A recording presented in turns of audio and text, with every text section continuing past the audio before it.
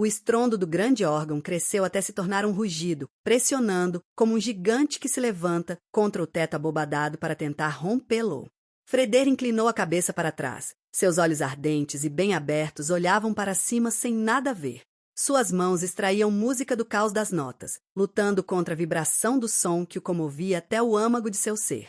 Ele nunca estivera tão perto das lágrimas na vida e, deliciosamente desamparado, entregou-se àquela umidade ardente que o fundo suscava.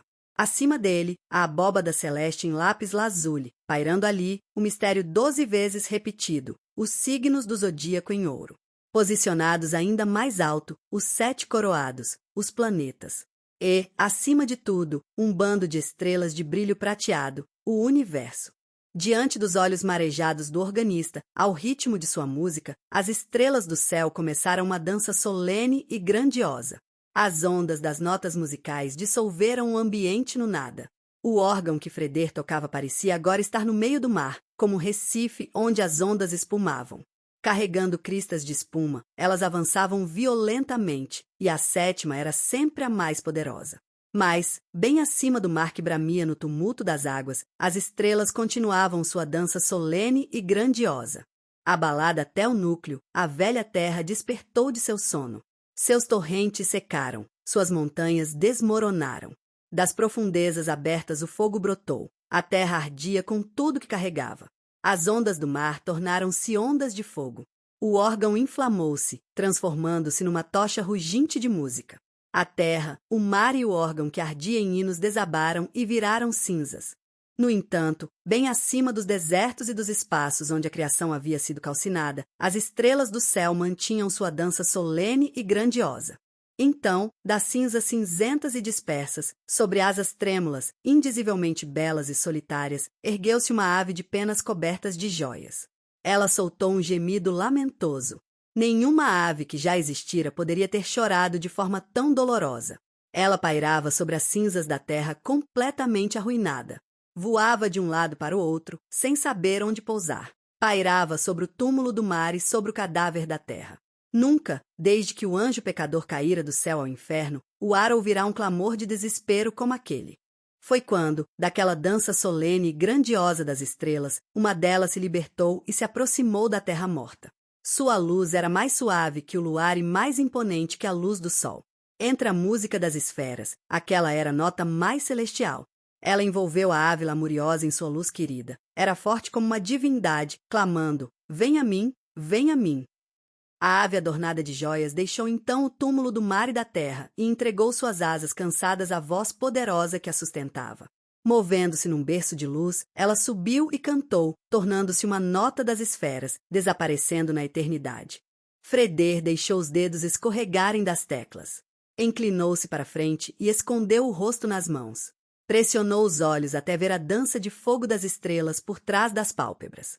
Nada podia ajudá-lo, nada. Em toda parte, numa onipresença dolorosa e bendita, erguia-se em sua mente aquele único semblante. O semblante austero da Virgem, o semblante doce da Mãe, a agonia e o desejo com que ele clamava e clamava por aquela única visão para a qual seu coração atormentado não tinha sequer um nome, exceto o eterno. Você, você, você. Ele deixou as mãos caírem e ergueu os olhos para o alto daquela sala belamente abobadada onde ficava seu órgão. Do azul marinho profundo dos céus, do ouro impecável dos corpos celestes, do crepúsculo misterioso ao seu redor, a garota olhava para ele com a severidade mortal da pureza. Totalmente jovem e senhora, a própria inviolabilidade e graça, sua testa bonita coroada pela bondade, sua voz feita de piedade, cada palavra uma canção. Para depois se virar, partir e desaparecer, para não ser encontrada nunca mais. Em lugar nenhum. Você! Gritou o homem. A nota cativa chocou-se contra as paredes, sem encontrar saída. A solidão tornou-se insuportável. Freder levantou-se e abriu as janelas. As indústrias estendiam-se diante dele em um brilho trêmulo. Ele fechou os olhos com força, paralisado, mal respirando. Sentia a proximidade dos criados, que esperavam em silêncio pelo comando que os traria de volta à vida. Havia um entre eles, magro, com seu rosto cortês, cuja expressão nunca mudava. Freder sabia. Bastava uma palavra a ele. Se a garota ainda caminhasse sobre a terra com seus passos silenciosos, magro a encontraria. Mas não se solta um cão de caça no rastro de uma corça branca e sagrada, a menos que se queira ser amaldiçoado e se tornar, pelo resto da vida, um homem miserável. Freder percebia, mesmo sem olhar, como os olhos de Magro o avaliavam. Sabia que aquela criatura silenciosa, designada por seu pai para ser seu protetor todo-poderoso, era também seu vigia. Durante a febre das noites sem sono, durante o frenesi do trabalho em sua oficina ou enquanto tocava o órgão clamando por Deus, Magro estaria ali, medindo o pulso do filho de seu grande mestre. Ele não enviava relatórios, não eram exigidos. Mas, se chegasse a hora em que lhe fossem cobrados, ele certamente teria um diário de perfeição impecável para apresentar, registrando desde o número de passos com que um homem em tormento mede sua solidão até o momento exato em que apoia a testa cansada de saudade nas mãos. Seria possível que esse homem, que sabia de tudo, não soubesse nada sobre ela? Nada nele indicava que estivesse ciente da reviravolta no bem-estar e no temperamento de seu jovem mestre desde aquele dia no Clube dos Filhos. Mas um dos maiores segredos daquele homem magro e silencioso era nunca se denunciar. Embora ele não tivesse permissão para entrar no Clube dos Filhos, Freder não tinha certeza se o agente financiado por seu pai seria barrado pelas regras do clube. Sentia-se exposto, despido. Uma claridade cruel, que não deixava nada oculto, banhava a ele e a tudo em sua oficina, que era quase a sala mais alta de Metrópolis. Quero ficar completamente sozinho, disse ele suavemente. Silenciosamente, os criados desapareceram. Magro saiu. Mas todas aquelas portas, que se fechavam sem o menor ruído, também podiam ser reabertas, sem o menor ruído, até a menor fresta. Com os olhos doloridos, Freder examinou todas as portas de sua sala de trabalho. Um sorriso, um tanto amargo, desenhou-se no canto de sua boca. Ele era um tesouro que precisava ser guardado como as joias da coroa. O filho de um grande pai e o único filho. Seria realmente o único? Realmente o único? Seus pensamentos pararam novamente no final daquele ciclo, e a visão ressurgiu, a cena e o acontecimento. O Clube dos Filhos era, talvez, um dos edifícios mais bonitos de Metrópolis, o que não era de se estranhar. Afinal, os pais, para quem cada rotação de uma engrenagem significava ouro, haviam dado aquela casa de presente aos filhos. Era mais um distrito do que uma casa. Abrangia teatros, cinemas, salas de conferência, uma biblioteca, onde se encontrava cada livro impresso nos 5 continentes, pistas de corrida, um estádio e os famosos Jardins Eternos. Continha alojamentos vastíssimos para os jovens filhos de pais indulgentes, além das habitações de criados masculinos impecáveis e de criadas bonitas e bem treinadas, cuja preparação exigia mais tempo do que o desenvolvimento de novas espécies de orquídeas. A principal tarefa delas consistia apenas em parecer deliciosas a todo momento e manter uma alegria constante. Com seus trajes deslumbrantes, rostos pintados e máscaras nos olhos, coroadas por perucas brancas como a neve e perfumadas como flores, assemelhavam-se a delicadas bonecas de porcelana e brocado, criadas por mãos de mestre, não para serem compradas, mas para serem recebidas como presentes encantadores. Freder era um visitante raro no Clube dos Filhos. Preferia sua oficina e a capela estrelada onde ficava o órgão. Mas quando lhe dava o desejo de se lançar na alegria radiante das competições do estádio, ele era o mais radiante e alegre de todos, acumulando vitória após vitória com o riso de um jovem deus. Naquele dia também, ainda formigando pelo frescor gelado da água corrente, com cada músculo vibrando pela intoxicação da vitória, ele se deitara, esguio, ofegante, sorridente, ébrio de si, quase louco de alegria. O teto de vidro leitoso acima dos Jardins Eternos parecia uma opala sob a luz que o banhava. Mulheres graciosas o cercavam, esperando travessas e ciumentas, de cujas mãos brancas e dedos delicados ele comia as frutas que desejava. Uma delas estava um pouco afastada, preparando-lhe uma bebida. Do quadril ao joelho, um brocado cintilante ondulava. Com as pernas esguias e nuas unidas com orgulho, ela parecia marfim sobre sapatos de bico fino na cor púrpura.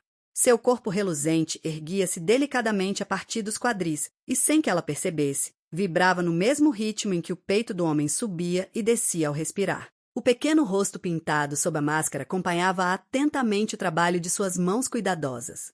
Sua boca não tinha batom, mas era vermelha como romã. E ela sorriu de forma tão espontânea para a bebida que fez as outras garotas caírem na gargalhada. Contagiado, Freder também começou a rir. Mas a alegria das jovens transformou-se em um alvoroço quando a moça que preparava a bebida, sem entender o motivo do riso, corou de confusão, desde a boca cor de romã até os quadris viçosos. O riso levou os amigos, sem qualquer motivo além do fato de serem jovens e despreocupados, a se juntarem àquele som festivo. Como um arco-íris sonoro, gargalhada após gargalhada, ecoou alegremente sobre os jovens. Então, de repente, Freder virou a cabeça. Suas mãos, que repousavam sobre os quadris da moça, perderam o apoio, caindo inertes ao lado do corpo. O riso cessou. Nenhum dos amigos se moveu. Nenhuma daquelas pequenas mulheres de brocado e pernas nuas mexeu a mão ou o pé. Ficaram estáticas, olhando. A porta dos Jardins Eternos abrirá-se e por ela entrou uma procissão de crianças. Estavam todas de mãos dadas. Tinham rostos de duendes, cinzentos e envelhecidos. Eram pequenos esqueletos fantasmagóricos, cobertos por trapos e camisolas desbotadas. Tinham cabelos sem cor e olhos sem cor. Caminhavam sobre pés descalços e emaciados. Silenciosamente, seguiam sua líder. A líder era uma garota. O semblante austero da Virgem. O semblante doce da mãe. Ela segurava uma criança magra em cada mão. Parou, observando os rapazes e as moças, um a um, com a severidade mortal da pureza. Era totalmente jovem e senhora, a própria inviolabilidade, e era, também, a própria graça, sua testa bonita na coroa da bondade, sua voz, a própria piedade, cada palavra uma canção. Ela soltou as crianças, estendeu a mão apontando para os amigos e disse às crianças: "Olhem, estes são seus irmãos." E, apontando para as crianças, disse aos amigos: "Olhem, estes são seus irmãos." Ela esperou. Permaneceu imóvel e seu olhar fixou-se em Freder. Em seguida, vieram os criados e os porteiros. Entre aquelas paredes de mármore e vidro, sob a cúpula de opala dos Jardins Eternos, reinou por um breve momento uma confusão inédita de barulho, indignação e constrangimento. A garota parecia ainda esperar. Ninguém ousava tocá-la, embora estivesse ali tão indefesa, em meio àqueles fantasmas infantis cinzentos. Seus olhos permaneciam fixos em Freder.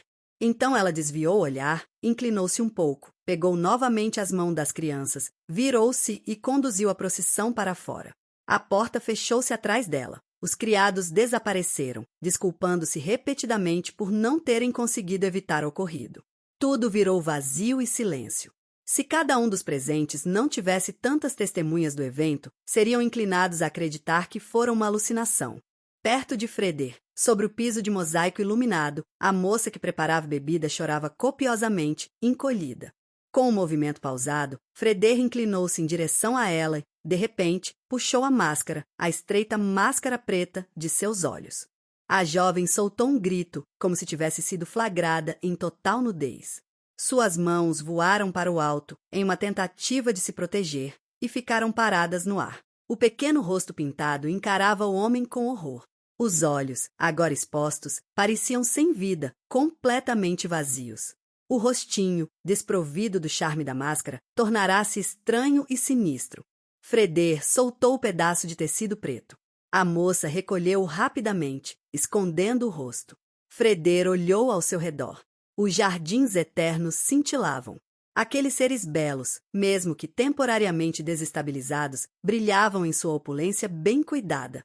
O aroma de frescor que impregnava o ar era como o sopro de um jardim orvalhado. Freder olhou para si mesmo. Vestia, como todos os jovens na casa dos filhos, a seda branca que usavam apenas uma vez, os sapatos macios e flexíveis de solas silenciosas. Olhou para os amigos. Viu aqueles seres que nunca se cansavam, exceto pelo esporte, que nunca suavam, exceto pelo esporte, que nunca ficavam sem fôlego, exceto pelo esporte. Seres que precisavam de seus jogos alegres para que a comida e a bebida lhes fizessem bem, para que pudessem dormir e digerir facilmente. As mesas onde todos haviam comido continuavam postas, como antes, com pratos intactos. O vinho, dourado e púrpura, mantido no gelo ou aquecido, oferecia-se ali, tal como as pequenas mulheres sedutoras. A música voltará a tocar. Havia silenciado quando a voz da garota pronunciou aquelas 5 palavras suaves. Olhem, estes são seus irmãos. E mais uma vez, com os olhos fixos em Freder. Olhem, estes são seus irmãos. Sentindo-se sufocar, Freder levantou-se num salto. As mulheres mascaradas o encararam. Ele correu para a porta. Atravessou corredores e desceu degraus. Chegou à entrada. Quem era aquela garota? Deu de ombros perplexos. Desculpas. O ocorrido era imperdoável e os funcionários sabiam disso. Demissões em massa seriam distribuídas. O mordomo Mor estava pálido de raiva. Não quero, disse Freder, olhando para o vazio, que ninguém sofra pelo que aconteceu. Ninguém deve ser demitido. Não quero isso. O mordomo Mor curvou-se em silêncio. Estava acostumado aos caprichos no clube dos filhos. Quem é a garota? Ninguém sabe me dizer. Não, ninguém. Mas, se fosse para abrir uma investigação? Freder permaneceu em silêncio. Pensou em Magro. Balançou a cabeça, primeiro devagar, depois com força. Não. Não se solta um cão de caça no rastro de uma corça branca e sagrada. Ninguém deve procurar por ela, disse ele, sem expressão. Sentiu o olhar frio e profissional daquele funcionário contratado sobre seu rosto. Sentiu-se pobre e manchado. Com um mau humor que o tornava tão miserável como se tivesse veneno nas veias, deixou o clube. Caminhou para casa como quem ruma para o exílio. Trancou-se em sua sala de trabalho e trabalhou. À noite, apegava-se ao seu instrumento e trazia a solidão monstruosa de Júpiter e Saturno para perto de si. Nada podia ajudá-lo, nada. Numa onipresença dolorosa e bendita, erguia-se diante de sua visão aquele único semblante, o semblante austero da Virgem, o semblante doce da Mãe. Uma voz ecoava. Olhem, estes são seus irmãos. E a glória dos céus não era nada, e a intoxicação do trabalho não era nada. E o incêndio que apagara o mar não conseguia apagar a voz suave daquela garota. Olhem, estes são seus irmãos. Meu Deus, meu Deus! Com um movimento brusco e doloroso, Freder virou-se e caminhou até sua máquina. Algo parecido com um alívio cruzou seu rosto ao contemplar aquela criação brilhante que esperava apenas por ele, da qual não havia uma única engrenagem de aço, rebite ou mola que ele não tivesse calculado e criado. A criatura não era grande, parecendo ainda mais frágil diante do tamanho da sala e do fluxo de luz solar em que se encontrava. Mas o brilho suave de seu metal e o impulso orgulhoso com que a parte frontal parecia se erguer para saltar, mesmo imóvel, davam-lhe a imponência estética de um animal perfeito, totalmente destemido por saber-se invencível.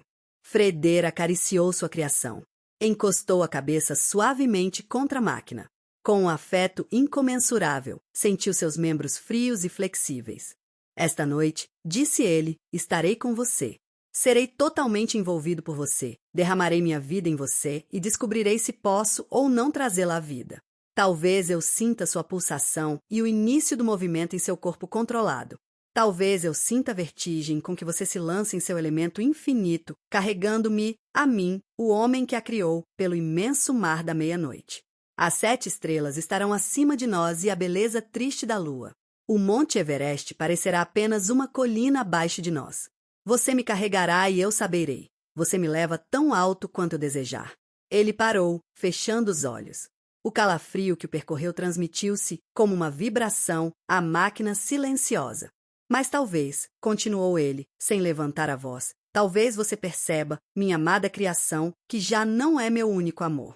Nada na Terra é mais vingativo do que o ciúme de uma máquina que se sente negligenciada.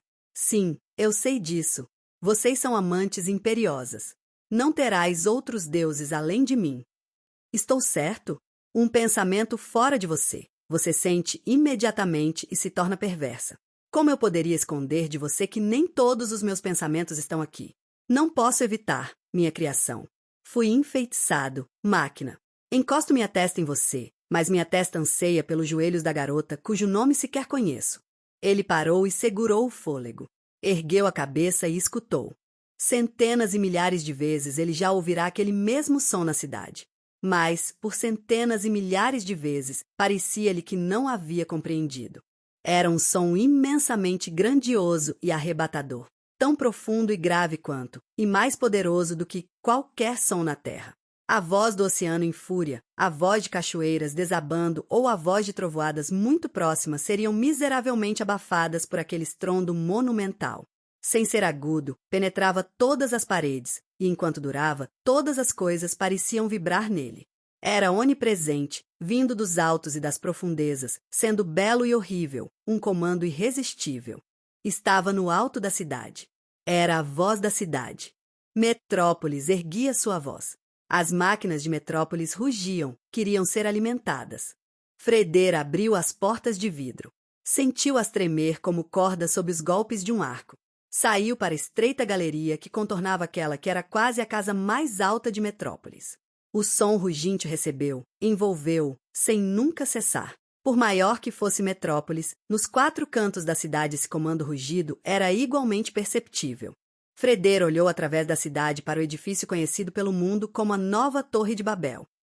No topo dessa nova Torre de Babel vivia o homem que era, ele mesmo, o cérebro de Metrópolis. Enquanto o homem lá do outro lado, que não era nada além de trabalho, desprezando sono, comendo e bebendo mecanicamente, pressionasse os dedos na placa de metal azul que ninguém além dele jamais tocará, a voz da cidade máquina de Metrópolis rugiria por comida, por comida, por comida. Ela queria homens vivos como alimento. Então, o alimento vivo surgiu avançando em massas. Vinha pela rua, pela sua própria rua, que nunca se cruzava com as ruas das outras pessoas. Avançava como um fluxo largo e interminável. A coluna tinha 12 fileiras de largura. Caminhavam no mesmo passo. Homens, homens, homens, todos com o mesmo uniforme, do pescoço ao tornozelo em brim azul escuro, pés descalços nos mesmos sapatos duros, cabelos presos firmemente pelos mesmos bonés pretos. E todos tinham os mesmos rostos. E todos pareciam ter a mesma idade. Mantinham-se erguidos, mas não retos. Não erguiam as cabeças, empurravam-nas para frente. Firmavam os pés no chão, mas não caminhavam de verdade. Os portões abertos da nova Torre de Babel, o centro mecânico de Metrópolis, engoliam as massas. Em direção a eles, mas passando por eles, outra procissão se arrastava, o turno que acabará de ser usado. Avançava como um fluxo largo e interminável. A coluna tinha 12 fileiras de largura. Caminhavam no mesmo passo. Homens, homens, homens, todos com o mesmo uniforme, do pescoço ao tornozelo em brim azul escuro, pés descalços nos mesmos sapatos duros, cabelos presos firmemente pelos mesmos bonés pretos. E todos tinham os mesmos rostos. E todos pareciam ter 1000 anos de idade. Caminhavam com os punhos caídos, caminhavam com as cabeças baixas. Não, eles firmavam os pés no chão, mas não caminhavam de verdade. Os portões abertos da nova Torre de Babel, o centro mecânico de Metrópolis, vomitavam as massas à medida que as engoliam. Quando o novo alimento vivo desapareceu pelos portões, a voz ruginte finalmente silenciou, e o zumbido latejante e incessante da grande Metrópolis tornou-se perceptível novamente, produzindo o efeito de silêncio, um profundo alívio. O homem que era o grande cérebro no topo de Metrópolis deixará de pressionar os dedos na placa de metal azul. Em 10 horas, ele faria a fera mecânica rugir novamente. E em mais 10 horas, de novo. E sempre o mesmo, sem nunca afrouxar o ciclo de 10 horas. Metrópolis não sabia o que era domingo. Metrópolis não conhecia dias santos nem feriados. Metrópolis tinha a catedral mais sagrada do mundo, ricamente adornada com decoração gótica. Em tempos de que apenas as crônicas sabiam falar, a Virgem coroada de estrelas em sua torre costumava sorrir, como uma mãe, de seu manto dourado, lá do alto, para os telhados vermelhos e piedosos, e as únicas companhias de sua graça eram as pombas que costumavam fazer ninhos nas gárgulas dos escoadouros e os sinos que levavam o nome dos 4 arcanjos, dos quais o São Miguel era o mais magnífico. Dizia-se que o mestre que o fundiu tornou-se um criminoso por causa dele, pois roubou prata consagrada e não consagrada, como um corvo, jogando-a no corpo de metal do sino. Como recompensa pelo seu ato, sofreu na praça de execução a terrível morte na roda. Mas, segundo contavam, ele morreu extremamente feliz, pois o arcanjo Miguel badalou por ele em seu caminho para a morte de forma tão maravilhosa e tocante que todos concordaram que os santos já deviam ter perdoado o pecador, para tocarem os sinos celestiais daquela maneira para recebê-lo. Os sinos ainda tocavam com suas velhas vozes de bronze, mas quando Metrópolis rugia, o próprio São Miguel ficava rouco.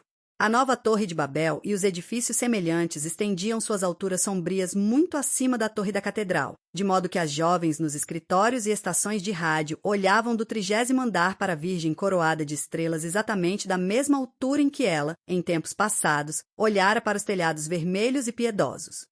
No lugar de pombas, aviões fervilhavam sobre o telhado da catedral e sobre a cidade, pousando nos telhados, de onde, à noite, pilares e círculos luminosos indicavam a rota de voo e os pontos de aterrissagem. O mestre de Metrópolis já havia cogitado, mais de uma vez, mandar demolir a catedral por considerá-la inútil e um obstáculo ao tráfego na cidade de 50 milhões de habitantes. Mas a pequena e fervorosa seita dos góticos, cujo líder era Desertus, metade monge, metade visionário, havia jurado juramento solene. Se uma única mão da ímpia cidade de Metrópolis ousasse tocar em apenas uma pedra da catedral, eles não descansariam nem parariam até que a ímpia cidade de Metrópolis estivesse reduzida a um monte de ruínas aos pés de sua catedral. O mestre de Metrópolis costumava ignorar as ameaças que constituíam um cesto de sua correspondência diária. Mas ele não gostava de lutar contra oponentes a quem prestariam serviço ao destruí-los por suas crenças. O grande cérebro de Metrópolis, alheio ao sacrifício de um desejo, estimava o poder incalculável que os sacrificados e mártires transmitiam aos seus seguidores antes como algo alto do que baixo. Além disso, a demolição da catedral ainda não era uma questão tão urgente a ponto de ter sido objeto de uma estimativa de custos. Mas quando o momento chegasse, o custo de sua demolição superaria o da própria construção de Metrópolis. Os góticos eram ascetas. O mestre de Metrópolis sabia por experiência que um multimilionário era mais facilmente comprado do que um asceta. Freder perguntou-se, não sem um sentimento estranho de amargura, quantas vezes mais o grande mestre de Metrópolis lhe permitiria contemplar a cena que a catedral lhe apresentava em todos os dias sem chuva, quando o sol se punha atrás de Metrópolis, transformando as casas em montanhas e as ruas em vales, quando o fluxo de luz, que parecia estalar de frio, irrompia de todas as janelas, das paredes das casas, dos telhados e do coração da cidade, quando o piscar silencioso dos anúncios elétricos. Começava, quando refletores, com todas as cores do arco-íris, começavam a brincar ao redor da nova Torre de Babel, quando os ônibus se transformavam em correntes de monstros que cuspiam luz e os pequenos automóveis em peixes luminosos que corriam no mar profundo e sem água, enquanto do porto invisível do metrô um brilho mágico e constante avançava para ser engolido pelas sombras apressadas. Então a catedral erguia-se ali, naquele oceano infinito de luz que dissolvia todas as formas sal. Ofuscá-las como um único objeto escuro, preto e persistente, parecendo, em sua ausência de luz, libertar-se da terra para subir cada vez mais alto, surgindo naquele turbilhão de luz tumultuada como um único objeto repousante e magistral. Mas a Virgem no topo da torre parecia ter sua própria luz estelar suave e pairava, desprendida da escuridão da pedra, no crescente da lua prateada, acima da catedral. Freder nunca vira o semblante da Virgem, e, no entanto, o conhecia tão bem que seria capaz de desenhá-lo. O semblante austero da Virgem, o semblante doce da Mãe. Ele se inclinou, prendendo as palmas ardentes de suas mãos na grade de ferro. Olhe para mim, Virgem, implorou ele. Mãe, olhe para mim.